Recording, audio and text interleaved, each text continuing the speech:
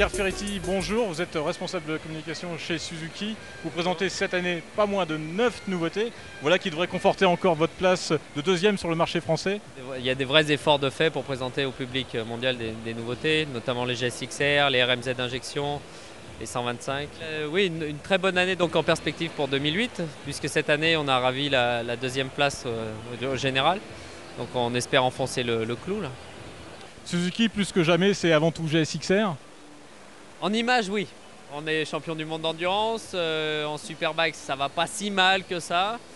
On sort 2 nouvelles GSX-R. On est les seuls à avoir une 7,5. Mais on est constructeur généraliste. On a quand même pas moins de 30 modèles dans notre gamme. Et Pierre, vous êtes toujours les seuls chez Suzuki à proposer une 750 Hypersport. Expliquez-nous ça. En fait, on a plutôt du mal à comprendre pourquoi les autres ne le font pas. Alors, je prends mon propre cas. Moi, j'utilise une 7,5 tous les jours. C'est ce qui se fait de mieux pour rouler tous les jours sur la route et de temps en temps sur le circuit, comme la grande majorité des motards qui utilisent des hypersports. Le 1000 c'est beaucoup, la 600 pas assez. C'est un compromis génial. Et nous on va focaliser sur la communication sur cette moto en expliquant que c'est une moto de connaisseurs. En fait, il y a pas mal de gens qui ont eu des 1000 et qui reviennent un peu à la 7,5 parce qu'il y a un compromis d'agilité et de couple qui est parfait. Pourtant, c'est une moto qui n'est pas impliquée en championnat du monde, ce n'est pas une 600, ce n'est pas une 1000. Comment arrivez-vous à justifier ça auprès de vos clients et surtout à le rentabiliser? Le plaisir, en fait, quand on conduit la moto, on prend un pied énorme.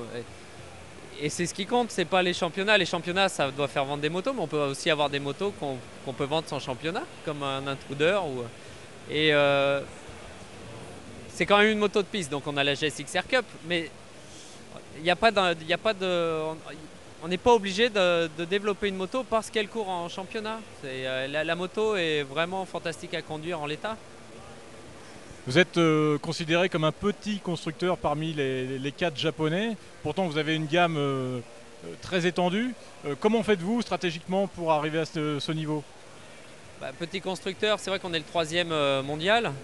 Ça fait quand même un peu de volume, donc on a un gros service de recherche et développement. On arrive à travailler sur les motos, sur le marché. Il y a une vraie implication.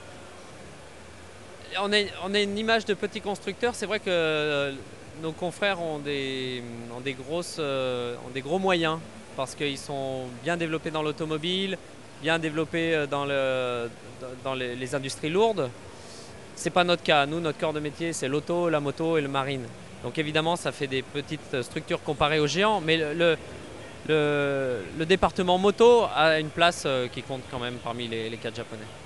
On va finir avec l'un de vos modèles phares, la fameuse Bandit. Vous présentez cette année une version carénée de cette 650. Quels sont vos objectifs avec cette moto? En fait, cette moto, elle est née d'un besoin américain. Aux États-Unis, il n'y a pas de Bandit. Il n'y a que des Katana appelés chez nous GSX-F. Donc la gamme vieillissante des GSX-F, il a fallu la renouveler. Et pourquoi ne pas utiliser une Bandit à l'origine et la rendre plus routière? Donc c'est ce qui a été fait aux États-Unis. Et nous, on récupère. Elle existe la moto, on ne va pas s'en priver.